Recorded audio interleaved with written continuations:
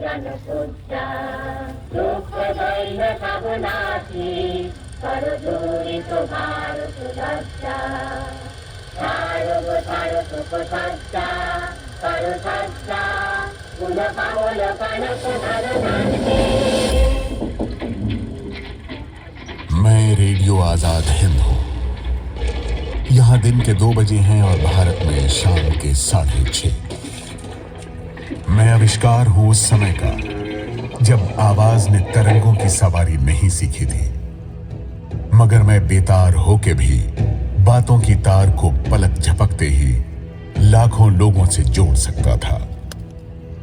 हर समाज, हर देश, हर सभ्यता को एक सोच की आवश्यकता होती है, और अगर वो सभ्यता गुलामी की बेड़ियों से संघर्ष में जूझ रही हो और उसे अपनी बात रखने का माध्यम सुलभ हो जाए, साथ मिल जाए, लोगों को जोड़ने का अवसर मिल जाए, तो संघर्ष को गति मिल जाती है।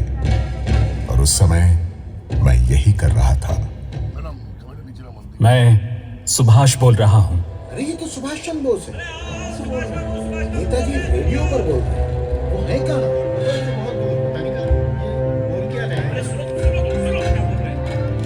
आज हम और हमारी मातृभूमि विश्व इतिहास के दोराहे पर आ खड़ी हुई है। मैं आजादी की चाह रखने वाले समस्त भारतवासियों से आह्वान करता हूं कि आप ब्रितानी गुलामी के खिलाफ तब तक युद्ध जारी रखिए जब तक मातृभूमि मुक्ति न प्राप्त कर ले। जय हिंद।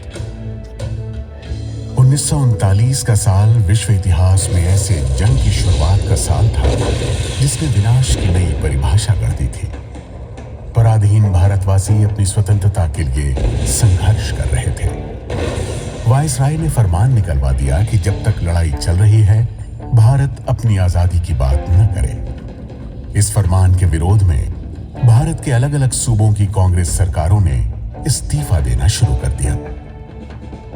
सुभाष बाबू कांग्रेस छोड़ अपने संगठन को मजबूत करने में लगे थे। उनकी राय बिल्कुल अलग थी। आजादी का लक्ष्य प्राप्त करने के लिए कठोर निर्णय लेने ही होंगे। अहिंसा का विचार पावन और कारगर विचार है, लेकिन जब इससे बात नहीं बनती तब दूसरे रास्ते भी ढूंढने पड़ते हैं। भारत के लिए यह सुनहरा अवसर है। ब्रितानी हुकूमत से अब हमें कोई समझौता मंजूर नहीं। All power to Indian people. Subhash Chandra Bose को गिरफ्तार कर दिल्ली जेल में डाल दिया गया था। सुभाष के लिए अब संघर्ष करना कठिन होता जा रहा था। अंग्रेजी हुकूमत कभी उन्हें जेल में डालती, कभी पराये मुल्क भेज देती, तो कभी पहल दिखा दिया करती। मातृभूमि की मुक्ति ही सुभाष का लक्ष्य था। वो जेल में बैठे देश से बाहर जाकर संघर्ष को गति देने के बारे में सोचने लगे। अब समय आ गया है जब राष्ट्र की लड़ाई अंतर्राष्ट्रीय राजनीति में प्रवेश कर लड़नी पड़ेगी। मुझे इस काल कोठरी से निकलना ही होगा। मैं आमरण अनशन करूंगा। कारागार से निकलने में अहिंसा के इस हथियार ने खूब काम किया। वे रिहा हो गए, लेकिन उन पर निगरानी बदस्तूर जारी रही। यूरोप की धरती पर बंदी बनाए गए लोगों ने शरण ले रखी। किसी तरह उन्हें लामबंद किया जा सके तो एक बड़ी शक्ति के साथ इस ब्रितानी हुकूमत पर धावा बोला जा सकता है। 17 जनवरी 1941 की रात अपने भतीजे शिशिर की मदद से बंद गले की शेरवानी, खुला पजामा और सिर पर रुएदार अस्तरखानी टोपी पहन मोहम्मद जियाउद्दीन बन वो हिंदुस्तान से निकल गए। अकबर शाह नाम के एक शख्स की मदद से वो काबुल पहुंचे। आगे का सफर उन्हें खुद ही तय करना था। सुभाष भेस बदलते, जुगत भिड़ाते, बचते बचाते बर्लिन पहुंचे। जिस माटी में सुभाष पैदा हुए थे, उसी माटी की मुक्ति के लिए उन्हें उससे दूर जाना पड़ा। আমার দেশের মাটি তোমার পরে ঠেকায়। 23 जनवरी 1897 को, जिस वर्ष महारानी विक्टोरिया के राज का स्वर्ण समारोह मनाया जा रहा था, बंगाल प्रेसिडेंसी के कटक में सुभाष का जन्म हुआ। किसे पता था कि आगे चलकर यही सुभाष इसी विक्टोरिया हुकूमत के खिलाफ संघर्ष की कमान संभालेगा। बचपन द्वंद्व से भरा था। मन में सवाल उठते और मिटते जाते। 15 साल की आयु में विवेकानंद के विचारों से उनका परिचय हुआ, जिसका उनके व्यक्तित्व पर गहरा प्रभाव पड़ा। मातृभूमि आराध्य है, प्रत्येक भारतीय सहोदर है और भारत की मुक्ति जनशक्ति पर है।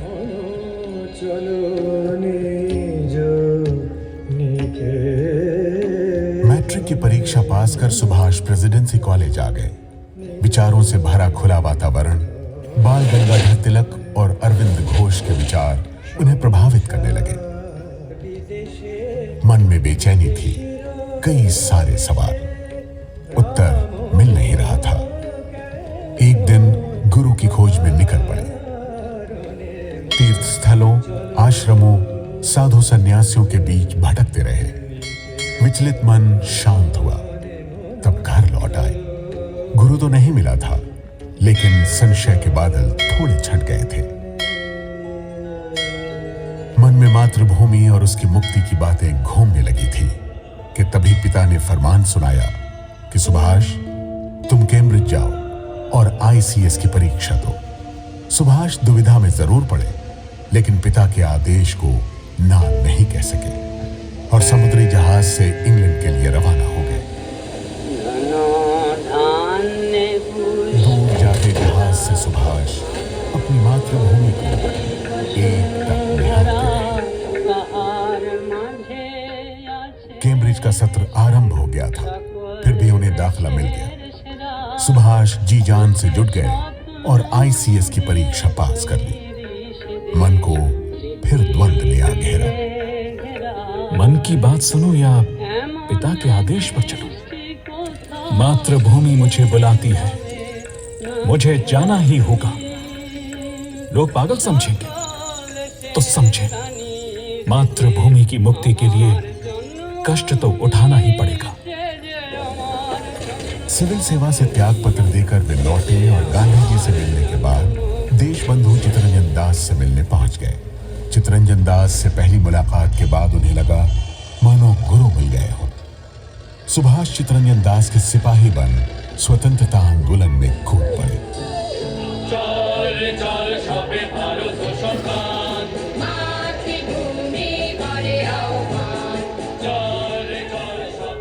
आंदोलन के शुरुआती दिनों में ही एक घटना घटी। प्रिंस ऑफ वेल्स के भारत दौरे का विरोध किया जा रहा था। सुभाष पूरे उत्साह से लगे थे।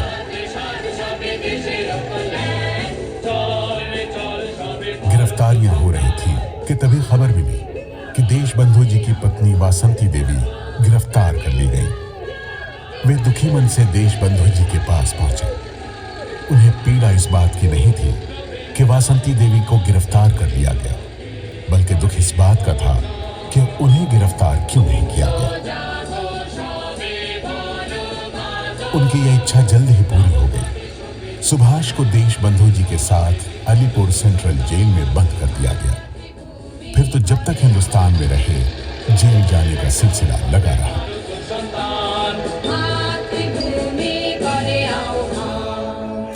नई दिशा देने वाले हमेशा धारा के विपरीत वेगमयी लहरों से टक्कर लेते नवीन पथ का निर्माण करते हैं, नई पहचान देते हैं। बोली भाषा को बदल दें तो संस्कृति बदल जाती है, नाम और वस्त्र से पहचान। बरतानवी हुकूमत ने भारतीय पहचान को धूमिल कर दिया था। सुभाष ने निगम कर्मचारियों को खादी वस्त्र पहनाकर निगम की गलियों के नाम भारतीय विभूतियों के नाम पर रख धूमिल पड़ती पहचान को फिर से जिंदा कर दिया था। सुभाष अपने लोगों के बीच लोकप्रिय होते जा रहे थे। इसीलिए सुभाष हुक्मरानों की आंखों में चुभने लगे और क्रांतिकारी षड्यंत्र का झूठा आरोप लगा उन्हें गिरफ्तार कर बर्मा के मांडले जेल भेज दिया गया। ये वही जेल है जहां लोकमान्य तिलक और लाला लाजपत राय जैसे संग्रामियों को रखा गया था। मांडले मेरे लिए जेल नहीं, तीर्थ है। मैं तीर्थ पर निकला हूं। मांडले जेल नहीं, यातना गृह था। लकड़ी का बना लकड़कोट था। मौसम की मार पड़ती, बारिश का पानी अंदर घुस आता।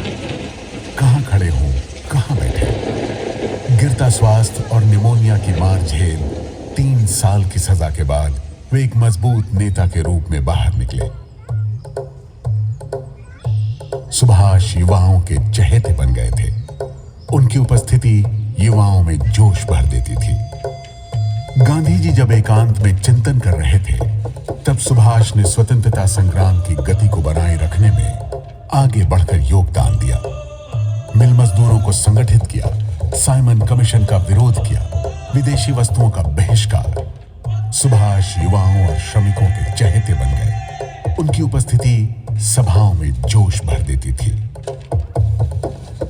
अपने पिता के साथ चले संग्राम में तो सुभाष जीत गए, लेकिन स्वाधीनता संग्राम की भूमि पर राष्ट्रपिता खड़े थे। व्यास नदी का किनारा था और ऊपर स्वतंत्रता संग्राम का झंडा लहरा रहा था। गांधी जी ने संपूर्ण स्वाधीनता का प्रस्ताव रखा। सुभाष खड़े हुए और बोले, आप संपूर्ण बहिष्कार के लिए तैयार नहीं। काउंसिलों के बहिष्कार से कुछ हासिल नहीं होगा। मेरा सिद्धांत है, सब कुछ या कुछ नहीं। जब तक दलित, श्रमिक, वंचित संगठित नहीं होंगे, सविनय अवज्ञा कारगर नहीं होगा। गांधी जी के सविनय अवज्ञा के प्रस्ताव को स्वीकार कर लिया गया, लेकिन मतभेद की लकीर खिंच गई थी। सुभाष एक बार फिर गिरफ्तार कर लिए गए। 1 साल बाद जब छूट कर आए तो फिर जेल में डाल दिए गए।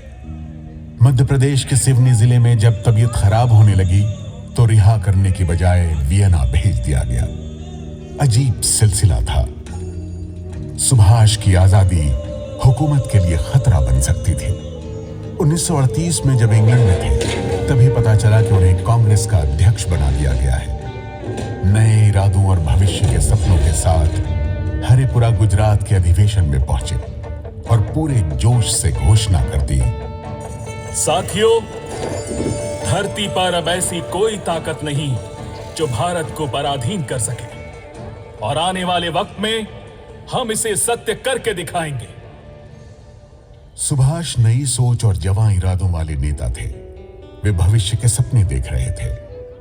आजाद भारत आर्थिक प्रगति के रास्ते पर कैसे चलेगा, दुनिया के दूसरे देशों के साथ कंधे से कंधा मिलाकर बराबरी के साथ कैसे खड़ा होगा। अपने ही लोगों के बीच सुभाष को शक की नजर से देखा जाने लगा। इसीलिए जब दूसरी बार अध्यक्ष पद के लिए खड़े हुए और जीत गए, तब कार्यकारिणी के सदस्यों में से अधिकांश ने इस्तीफा दे दिया। गांधी जी ने सीतारमैया की हार को अपनी हार तक कह डाला। गांधी और सुभाष के नजरिए की खाई और गहरी हो गई। सुभाष गांधी जी से मिले, लेकिन खाई पाटी नहीं जा सकी। मध्य प्रदेश के त्रिपुरी में बीमारी की हालत में भी जाना पड़ा। आंतरिक खींचतान और दमघोंटू वातावरण। सुभाष ने अप्रैल 1939 के कलकत्ता की बैठक में इस्तीफा दे दिया। कांग्रेस ने दूरदृष्टि वाला विचारोत्तेजक युवा अध्यक्ष खो दिया था। सुभाष खिन्न थे कि जिस संगठन के साथ आंदोलन में उन्होंने अपने जीवन के 20 वर्ष लगा दिए, वहां इतना अविश्वास। तभी गुरुदेव रविंद्रनाथ ठाकुर ने अपने मधुर वचनों से उनके संताप को हर लिया। मैं उस पौ को फूटते देख रहा हूं जिसमें तुम्हारी राजनीतिक साधना शुरू हुई थी। आज तुम मध्याह्न के उस निर्मल आलोक में उद्भाषित हो रहे हो जिसमें शंकाओं का प्रवेश निषिद्ध है। मुझे लगता है तुम अपने मातृभूमि के लिए नई रोशनी और उम्मीद के संदेशवाहक बनकर आए हो। आने वाली लड़ाई में उसका साथ शायद मैं न दे पाऊं। मैं केवल आशीर्वाद दे सकता हूं और विदा लेता हूं। आश्वस्त हूं कि देश के बोझ और दुख को तुमने अपना बोझ और दुख बना लिया है। और देश की स्वाधीनता के रूप में उद्दिष्ट प्रतिफल उसे जल्द ही मिलने वाला है। स्वदेश के चित्त में नूतन प्राण संचार करने का पुण्य व्रत तुमने ग्रहण किया, इसलिए मैं अपना नाटक ताशेर देश तुम्हारे उत्सर्ग कर रहा हूं।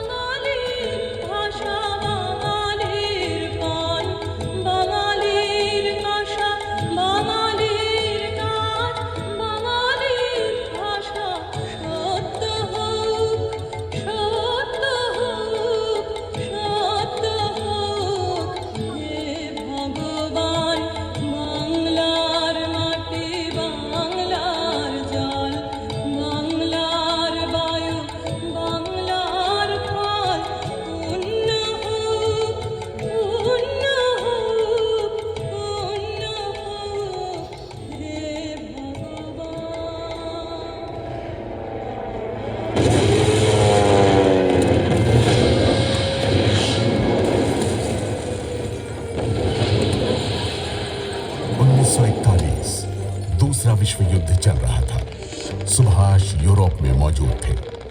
प्रवास ले रहे युद्ध बंदियों को लेकर इंडियन नेशनल आर्मी की स्थापना कर दी। रेडियो जैसे आधुनिक संचार माध्यम को संघर्ष का माध्यम बना लिया और इस तरह आजाद हिंद रेडियो स्वरूप में आया। साथियों, भारत की मुक्ति का समय आ पहुंचा है। भारत उठेगा और गुलामी की उन जंजीरों को काट फेंकेगा जो जमाने से उसे जकड़े पड़ी हैं। भारत की मुक्ति के लिए एशिया और विश्व के अन्य देश भी आगे बढ़ रहे हैं। सिंगापुर जापान के कब्जे में था। नेताजी चलती लड़ाई में महीनों लंबी यात्रा करके समुद्र के रास्ते पनडुब्बी से जापान पहुंचे। पहली मुलाकात में ही जापानी प्रधानमंत्री तोजो ने बिना शर्त मदद का मौका दे दिया। सुभाष के आजाद हिंद फौजी शिखर समान सिर ऊंचा किए खड़े थे। नेताजी के एक आदेश पर मातृभूमि पर बलि चढ़ने को तैयार। हथियारों की ताकत और खून की कीमत से तुम्हें आजादी लेनी है। जब भारत आजाद होगा, तुम्हें स्थायी सेना बनानी है। सुरक्षा की ऐसी मजबूत बुनियाद खड़ी करनी है कि भविष्य में हमें कभी अपनी स्वतंत्रता न खोनी पड़े। मेरे वीरों, तुम्हारा उद्घोष होना चाहिए, दिल्ली चलो। आजाद हिंद फौज अभी अधूरी थी। आधी आबादी की भागीदारी के बिना संग्राम अधूरा था। नेताजी ने रानी झांसी रेजिमेंट की स्थापना कर दी। ये आजाद हिंद फौज की वीरांगनाओं का युद्धक दस्ता था। मार्च 1944 आजाद हिंद के सिपाही तैयार खड़े थे। जनरल कियानी ने आदेश दिया और जय हिंद दिल्ली चलो के नारे लगाते जोशीले भारतीय जवानों ने इंफाल पर धावा बोल दिया। आजाद हिंद फौजियों ने भारत की सीमा में घुसकर तिरंगा लहरा दिया। वहां कुछ ही दूर, उस नदी के पार, उन जंगलों से आगे, उन पहाड़ियों के उधर फैली है हमारे सपनों की धरती। जिस धरती में हम जन्मे थे, उसकी गोद में अब हम लौट रहे हैं। लहू को लहू बुला रहा है। उठो, हथियार संभालो, बढ़ते चलो, चलो दिल्ली चलो। इंफाल सिर्फ 10 किलोमीटर दूर रह गया था कि बेमौसम बरसात ने बढ़ते कदमों को रोक दिया। बरसात ऐसी थी मानो आसमान से बादल फट आया। लगातार होती बारिश और पहाड़ गिरा, रसद की कमी हो रही। ब्रिटिश और अमेरिकी फौज बढ़ती चली आ रही थी। आजाद हिंद फौजियों को मिली आंशिक जीत के बाद भी लौटना पड़ा। आसमान से अमेरिकी बम वर्षक आग उगल रहे थे। आजाद हिंद फौज के 25,000 से ज्यादा फौजी मारे गए और नेताजी को अपनी बची हुई फौज के साथ बैंकॉक लौटना पड़ा। साथियों, बेशक आजादी की लड़ाई का पहला दौर हम हार गए हैं, लेकिन ये सिर्फ पहला दौर है। लड़ाई के अभी और दौर आएंगे। भारत की आजादी का जब निर्णायक इतिहास लिखा जाएगा, आजाद हिंद फौज का उसमें सम्मानित स्थान होगा। इम्फाल और कोहिमा की लड़ाई के बाद हमारी स्वतंत्रता संग्राम का पहला अध्याय समाप्त हो गया। दुर्भाग्य से राष्ट्र के प्रति उनका सक्रिय योगदान भी यहीं समाप्त हो गया। लेकिन जनता की यादों में नेताजी अभी भी जिंदा थे।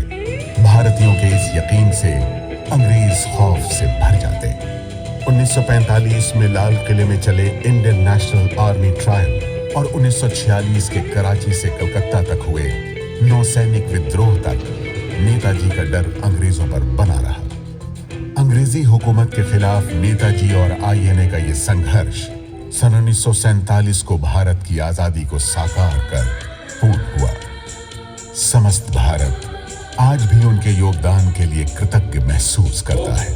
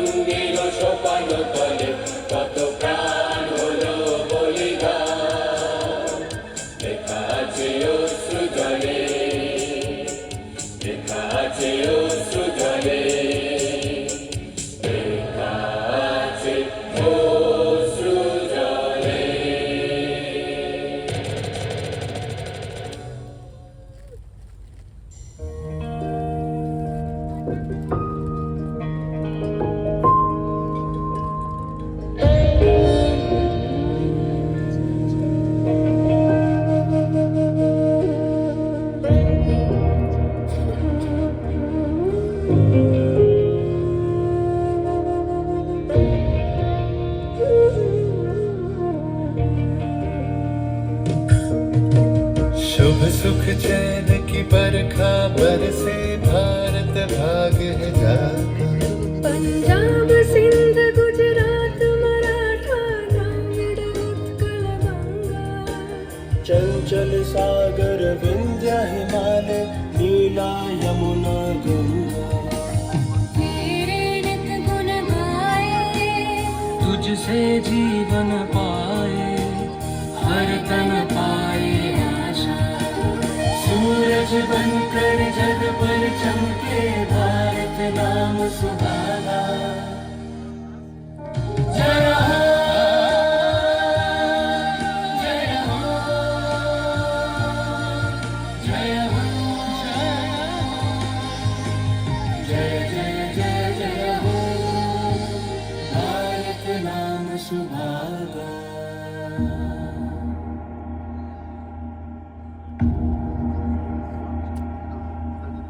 जन गण मन अधिनायक जय हे भारत भाग्य विधाता। पंजाब सिंध गुजरात मराठा द्राविड़ उत्कल गंगा। विंध्य हिमाचल यमुना गंगा उच्छल जलधि तरंगा। तब शुभ नामे जागे तब शुभ आशीष मांगे। गाहे तब जय गाथा जन गण मन